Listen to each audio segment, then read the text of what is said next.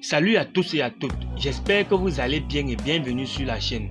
Dans cette vidéo, nous parlerons d'une part du Ballon d'Or 2023 qui a fuité et dont les résultats risquent de vous surprendre. Et d'autre part, de Vinicius Junior qui dit ses vérités à Carlo Ancelotti après le Classico. Suivez la vidéo jusqu'à la fin pour avoir tous les détails. Si vous êtes prêts, commençons. Comme d'habitude, n'oubliez pas de vous abonner à la chaîne si cela n'est pas encore fait et cliquez sur la cloche de notification pour ne pas manquer nos prochaines publications. Les résultats du Ballon d'Or 2023 risquent de vous surprendre selon Sky Sports.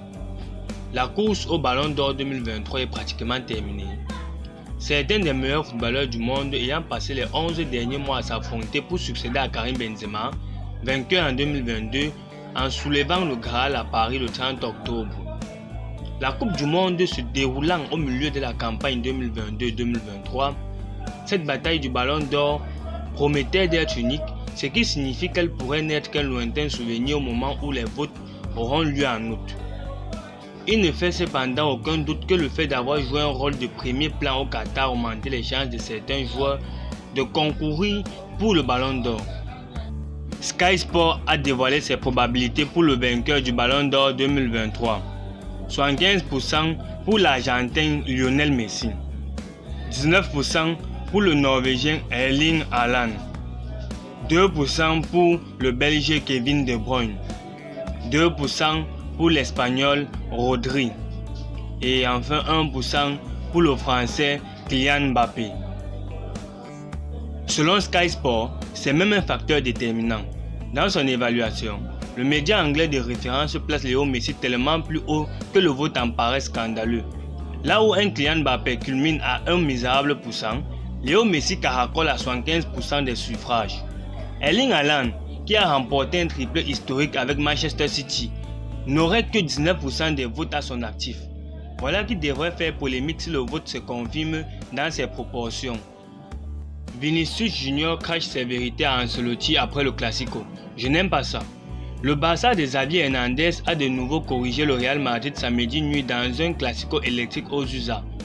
Les hommes de Carlo Ancelotti n'ont pu rien faire face à l'intensité des Blaugranas qui ont tactiquement fait mal à Vinicius Junior et ses coéquipiers. Ousmane Dembélé était très inspiré et ouvre parfaitement le score sur une frappe sèche qui trompe Courtois. Mais il a fallu la fin du match pour assister aux deux autres buts du Barça. Pourtant, Vinicius Junior aurait pu relancer la Casablanca, mais l'Olivier a vu son pénalty échouer sur la barre transversale. Au-delà de cette défaite, le Real Madrid tire quelques enseignements. Pour beaucoup, le club doit obligatoirement remplacer un joueur comme Karim Benzema, parti en Arabie Saoudite. Mieux, certains pointent du doigt le nouveau système de Carlo Ancelotti. Parmi ceux-ci, figure le nouveau numéro 7 du club, Vinicius Junior. Vinicius Junior n'aime pas le nouveau système de Carlo Ancelotti. Vinicius Junior est un joueur de déséquilibre, celui-là qui fait la différence sur son côté gauche afin de délivrer des passes décisives à l'attaquant principal. Mais avec le départ de Karim Benzema, Ancelotti a pensé changer de système avec plus de milieux et deux attaquants, Vinicius Junior et Rodrigo. Mais à l'arrivée de ce Classico, on aperçoit que ce système est perfectible.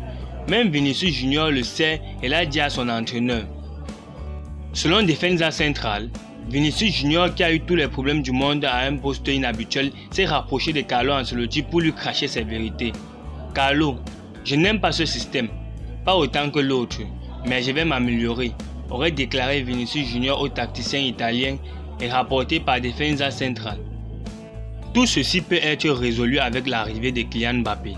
Avec le bon dîner, Ancelotti pourrait revenir à son 4-3-3 habituel, ce qui permettra à Vinicius Junior de faire ce qu'il sait faire de mieux.